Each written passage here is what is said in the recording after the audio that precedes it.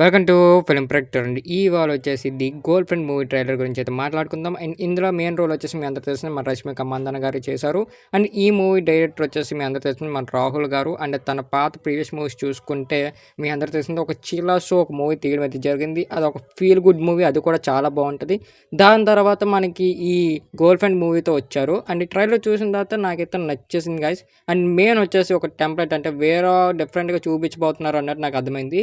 And main వచ్చేసి hero character కానీ heroine character కానీ బాగా డిజైన్ చేసుకున్నారు. అండ్ మనకు వచ్చేసి ట్రైలర్ కట్స్ కానీ టూ గుడ్గా అనిపించాయి. అండ్ మెయిన్ వచ్చేసి బ్యూటిఫుల్గా క్యాప్చర్ చేశారు కొన్ని సీన్స్. అండ్ మెయిన్ వచ్చేసి కాలేజ్ సీన్స్ కూడా అక్కడికి వచ్చి కొన్ని సీన్స్ అయితే చాలా బాగున్నాయి. అండ్ మెయిన్ వచ్చేసి ఇంకో హీరోయిన్ ఎలాగ వచ్చింది, అసలు హీరోకి ఇంకో హీరోయిన్కి ఎలా సంబంధం, అండ్ మధ్యలోని మరి ఇంకో ఇద్దరు ఎందుకు ఎలా వచ్చారు అనేది మనకు తెలియాలంటే ఖచ్చితంగా మన November 7th వరకు ఆగాల్సిందే. ఎందుకంటే ఒక ఇద్దరు హీరోయిన్లు పెట్టారు, మధ్య మధ్యలో చాలా వరకు గొడవలు గట్టి చూపించారు.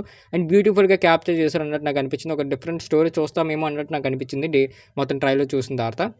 అండ్ ఈ మూవీ ప్రొడ్యూసర్ వచ్చేసి మీ అందరికీ తెలిసిందే మనకి అల్లు అరవింద్ గారు. తన మూవీస్ ఒప్పుకున్నారంటే మినిమం ఎంతో కొంత సినిమాలో స్టోరీ ఉంటేనే తను ఎంచుకోవడం అయితే జరుగుతుంది.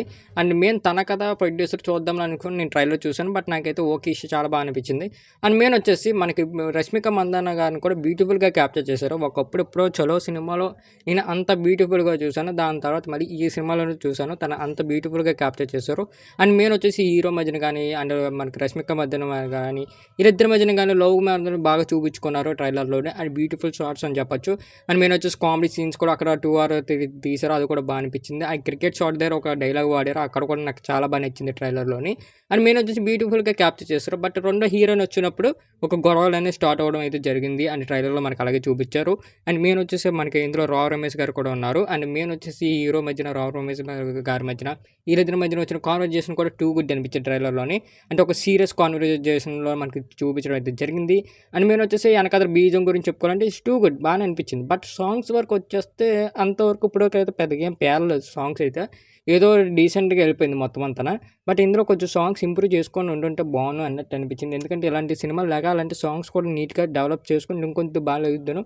బట్ ఇప్పటికీ ఎవరికి తెలియదు అది ఈ మూవీ ఎలా దిగుతుందని. బట్ మనకు ఎప్పుడైతే ట్రైలర్ వచ్చిందో చాలా వరకు హల్చల్ అయింది మనకి యూట్యూబ్లోనే. ట్రైలర్ బాగా బాగా చూపించడం గట్రా అన్ని నీట్గా పెట్టుకున్నారు.